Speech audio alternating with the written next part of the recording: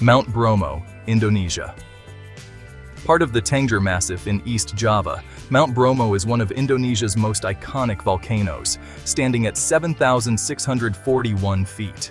While it's not the highest peak in the region, it's famous for its otherworldly landscape and ethereal beauty. What sets Mount Bromo apart is the vast sea of volcanic sand surrounding it, creating a desolate, almost lunar landscape. A visit to Mount Bromo is often paired with a pre-dawn trek to the viewpoint on Mount Penanjakan to watch the sunrise over the caldera. The experience is magical as the sky turns from deep purple to bright orange, revealing the smoldering Bromo crater below. The sight of smoke rising from the crater as the sun illuminates the barren landscape is unforgettable. For adventurers, hiking up to the rim of the crater is an exhilarating experience. While Mount Bromo remains an active volcano, its frequent but mild eruptions make it relatively safe for visitors.